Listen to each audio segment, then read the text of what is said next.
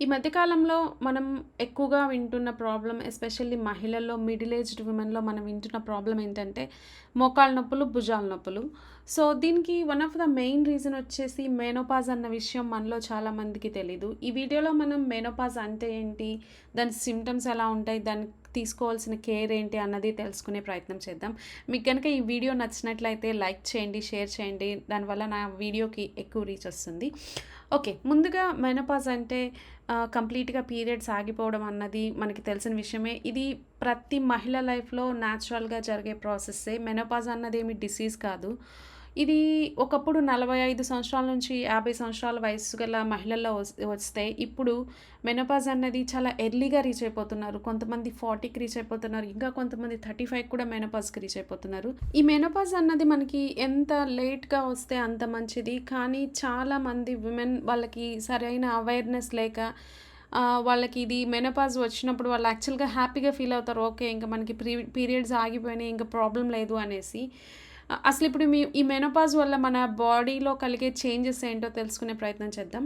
మనకి every month మనకి period వచ్చినప్పుడు మనకి ఓవరీస్ లేదా అండాశయాలు మనకి ఈస్ట్రోజన్ హార్మోన్‌ని ఉత్పత్తి చేస్తాయి. ఈ ఈస్ట్రోజన్ అనేది మన బాడీలో చాలా ఆర్గాన్స్ లేదా అవయవాల ఫంక్షనింగ్‌కి చాలా ఇంపార్టెంట్. ఎప్పుడైతే మనకి ఈస్ట్రోజన్ సప్లై ఆగిపోతుందో, మనకు అప్పటి నుంచే ప్రాబ్లమ్స్ స్టార్ట్ అవుతాయి. మనం ఫస్ట్ నోటీస్ చేసేది ఈ బోన్స్ స్ట్రాంగ్‌గా ఉండాలన్నా, బోన్స్ డెన్సిటీ బావుండాలన్నా మనకి ఈస్ట్రోజన్ చాలా అవసరము. సో, ఫస్ట్ సింప్టమ్ మనం నోటీస్ చేసేది మోకాళ్ళ నొప్పులు లేదా భుజాల నొప్పులు. ఇకపోతే ఈ ఈ మెనోపాజ్ అన్నది మనకేమి ఒక్క రోజులో, ఒక్క నైట్‌లో వచ్చేది కాదు. ఇది రావడానికి 3, 4 ఇయర్స్ నుంచే మనకి సింప్టమ్స్ ఉంటాయి. ఎవరైతే హెల్తీ డైట్ తీసుకుంటూ బాగా ఎక్సర్సైజ్ చేస్తారో వాళ్ళకి కొంచెం తక్కువ సింప్టమ్స్ ఉంటాయి. మనం ఇప్పుడు ఈ మెనోపాజ్ రావడానికి ముందు మన బాడీలో కలిగే చేంజెస్, సింప్టమ్స్ ఏమిటో చూద్దాము. మనకి మెనోపాజ్ అనేది రావడానికి ముందు నుంచే మన బాడీలో ఈస్ట్రోజన్ హార్మోన్ ఉత్పత్తి తగ్గుతూ వస్తుంది. దానివల్ల మనము కొన్ని సింప్టమ్స్ ఫేస్ చేస్తాం. అంటే మనకి అప్పటిదాకా రెగ్యులర్‌గా వస్తున్న పీరియడ్స్ ఇర్రెగ్యులర్ అయిపోవడం. అంటే ఎయిదర్ ఎర్లీగా రావడం లేదా లేట్‌గా రావడం, లేదా ఎక్కువ బ్లీడింగ్ అవ్వడం, లేదా తక్కువ బ్లీడింగ్ అవ్వడం. ఇంకా నెక్స్ట్ సింప్టమ్ వచ్చేసి భుజాల నొప్పులు, జాయింట్స్ పెయిను, ఒళ్ళు నొప్పులు ఇలాంటివి అబ్జర్వ్ చేస్తుంటారు. ఇంకా కొంతమందికైతే నైట్ స్వెట్ రావడం నిద్రలో, ఇంకా హాట్ ఫ్లాషెస్ లేదా వేడి ఆవిర్లు బాడీ అంతా ఇలా కొంతమంది ఎక్స్‌పీరియన్స్ చేస్తారట. కొంతమందికైతే మూడ్ స్వింగ్స్ ఉంటాయంట. చిరాకు, ఊరికనే కోపం. వాళ్ళు ఏం చేస్తున్నారో కూడా వాళ్ళకి తెలియనంత కోపం వస్తుందంట కొంతమంది. ఇంక కొంతమందికైతే నిద్ర సరిగ్గా పట్టదంట. ఇట్లా రకరకాల సింప్టమ్స్ ఉంటాయి. నేను ఇప్పటివరకు చెప్పిన సింప్టమ్స్ అన్నీ మీరెవరైనా ఎక్స్‌పీరియన్స్ చేస్తుంటే దాన్ని పెరిమెనోపాజ్ స్టేజ్ అంటారు. దీన్ని ఒకప్పుడు అరౌండ్ 40-45 మధ్య ఎక్స్‌పీరియన్స్ చేసేవాళ్ళు ఈ స్టేజ్‌ని. ఆ తర్వాత వాళ్ళు మెనోపాజ్ స్టేజ్‌కి ట్రాన్సిషన్ అయిపోయేవాళ్ళు.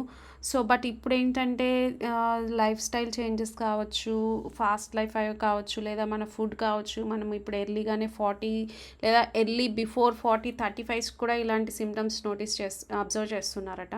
సో, మీరు కానీ ఇలాంటి సింప్టమ్స్‌ని గానీ అబ్జర్వ్ చేస్తే మీరు మీ గైనకాలజిస్ట్‌ని కలిసి తగిన ఒపీనియన్ తీసుకోగలరు. తగిన జాగ్రత్తలు కూడా పాటించగలరు. ఇప్పుడు మనకి కొన్ని ట్రీట్మెంట్స్ కూడా ఉన్నాయి. ఎవరైతే ఎర్లీగా అంటే 30స్‌లోనే ఎవరైతే ఈ స్టేజ్‌కి రీచ్ అవుతారో పెరిమెనోపాజల్ స్టేజ్ అలాంటి వారికి హార్మోనల్ ట్రీట్మెంట్స్ కూడా ఉన్నాయి.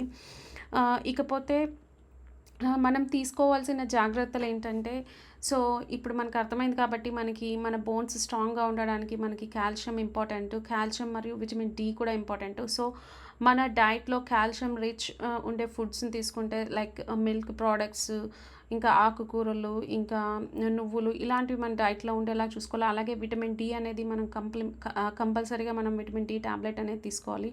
అది కూడా మీరు మీ ఓన్‌గా తీసుకోకుండా మీరు డాక్టర్‌ని కన్సల్ట్ చేసి మీరు విటమిన్ డి టాబ్లెట్ తీసుకోండి. అలాగే మీరు హెల్తీ డైట్‌తో పాటు ఎక్సర్సైజ్ కూడా ఇంపార్టెంటు. అంటే మీకు నచ్చిన ఎక్సర్సైజ్ ఏదైనా కావచ్చు. Dance, yoga, walking, any exercise మీకు నచ్చేది, మీకు నచ్చిన ఎక్సర్సైజ్ హ్యాపీగా చేయండి. సో, దానివల్ల మన బోన్స్ వీక్ అవ్వకుండా ఉంటాయి.